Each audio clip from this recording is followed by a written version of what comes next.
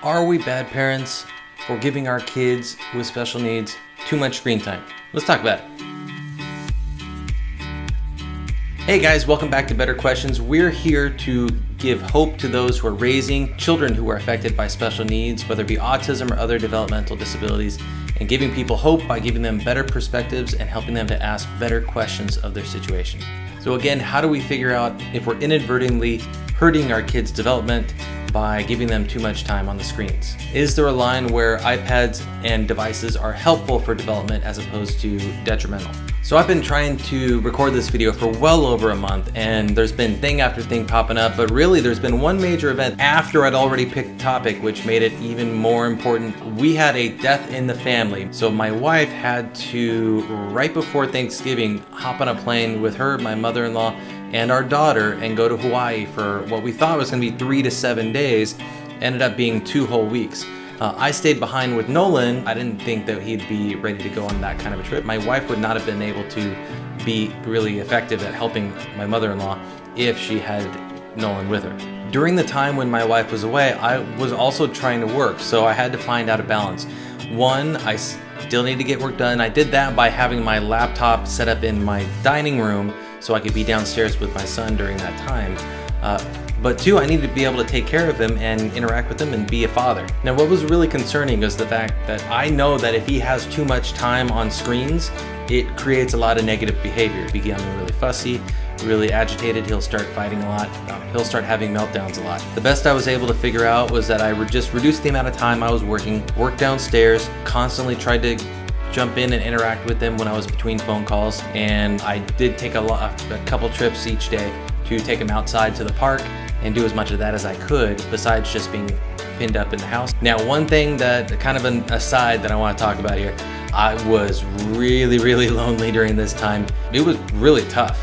One thing that jumped out to me during this time was when I was looking through the Bible. There's a section right here, Galatians chapter 6 verse 2. Carry each other's burdens, and in this way you will fulfill the law of Christ. When I brought my son with me to church on Sundays, I would take him to the children's ministry, and Sarah, our special needs ministry director, she actually said, you know what, why don't you leave Nolan here for the second service as well? You can have at least a little bit of a respite. That was unbelievably helpful in that moment, but that's a good example. Got to make sure that we're taking care of each other and not just going to church, looking to get filled up, but not looking to find every way possible to be the hands and the love of God and helping everybody else. If you see an opportunity where someone's alone in a situation similar to that, where they're sick, they're just lonely, go and bring them something and just show that you care. It'll make a world of difference.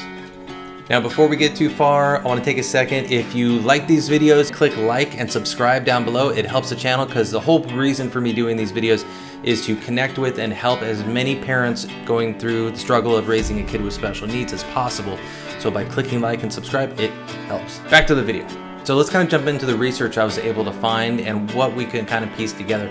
There's a pro and a con argument here. Pro is saying that there are applications and devices that will actually help with the development of your children and help your children communicate. Duolingo, Proloquo Go, all these other apps that are designed for education. And then on the other side of it, our kids their brains are melting down because they're not getting enough interaction time. Now, the more I was able to dig into this, there's a few studies which I'll link over here, but the American Academy of Pediatrics had pretty much the most straightforward guidelines on screen time for kids.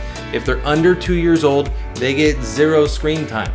If they're 3 to 5, then they get 1 hour per day maximum. I'll link the full article below, but the summary of it is that they're discovering there's more harm than good when looking at the consumption of digital media by young kids, as well as the fact that the majority of these apps that are labeled as educational don't meet the curriculum standards for schools, and they're not consulting educators or behavioral therapists when they are developing these programs either. Not being designed for 2 people to be playing them together, as in a parent and an adult, which they're finding more and more is the most important part of education when it comes to these applications. The key is unstructured social play, not digital. Now, what really jumps out to me is that if we do have time with kids that are over 2 years old, we got to make sure that it's interactive and that we're going back and forth. think of if they're gonna have an iPad, they're gonna be playing, then we gotta be sitting right next to them and then talking about what they're doing, not just handing it to them and walking away. Now, I even found some other studies that show that children who are showing signs of internet addiction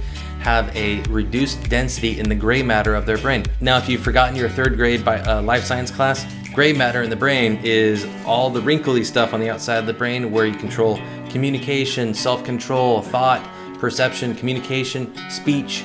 You get the idea why this is so important. We got to make sure that we're encouraging as much gray matter density as possible. One of the most common responses I've been getting when I bring this up in online communities, no matter what kind of solution you find, it's going to depend wholly on your kid because the spectrum is such a wide range. You got to pay attention to your kid as well and don't rely on just this is the answer. So what's the solution and how do we go about figuring this out? Something that popped up was at service the other day. 2 Timothy chapter 4 verses 3 through 5. For time will come when people will not put up with sound doctrine. Instead, to suit their own desires, they will gather around them a great number of teachers to say what their itching ears want to hear. They will turn their ears away from the truth and turn aside to myths. But you, keep your head in all situations, endure hardship, do the work of an evangelist, discharge all the duties of your ministry. There's gonna be times where you are going to hear things like chocolate's healthy again. You can eat only steak and fat and you'll live forever. You can eat all the ice cream you want and you'll get thin. You can hear things all day long and you can gather around you a bunch of research studies to reinforce what you want to hear. Long story short, do what's right even if pop culture tells you it's okay to do things you know are wrong. Okay, so here's the situation. We gotta find as many ways as we can based on the information we know so far to reduce the amount of screen time. And a lot of things that we're going to deal with are meltdowns. How do we structure what we do or don't do? Sometimes we got to use it as a tool to diffuse a situation or even as a reward. One of the best ways we can do that is by having a plan. If you have a screaming 5-year-old, that's not a good time to start really pondering whether or not you should give him a little bit more iPad. You got to come up with solutions before you're in the heat of the moment. Get a list together of all the different situations where you think you automatically got to have an iPad ready to go. Grocery store, movie theaters, out at dinner, family events, at functions where you know that he's got to have his iPad, or even when you're trying to make dinner. Prime your kids before you get out there so that they know what's coming up too. You're not gonna we're gonna just be playing with the toys. So we're going to dinner, you're gonna be doing this, you're gonna have just your toys, no iPad. Or maybe you do, maybe you don't say iPad, you just talk about what you're going to have. After we get home, then you get Bob. Watching The Incredibles is our son's thing. Now, I'm not a behavioral therapist. My advice only goes so far. But what you should do, and what we always do in our house, is that we're going to partner up with our behavioralist, and we're going to say, here's what we're trying to do. Can you give us some strategies based on our kid, and how would you best go about setting up for this? Set goals. Don't just focus on how do I get through this. What do we do today that will help our children be more self-sufficient tomorrow? This all being said, we decided in our house to go ahead and try an experiment.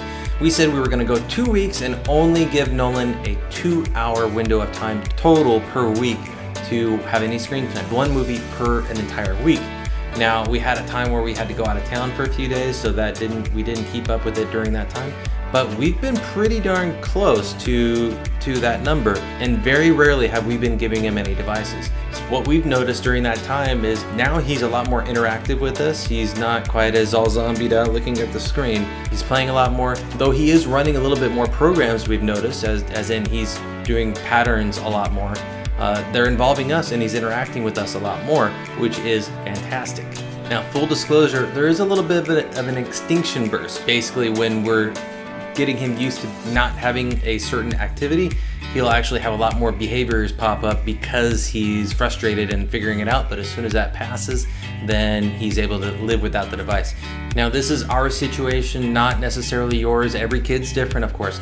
So I don't take this as the dude on YouTube is telling you should do it this way and there's no other way.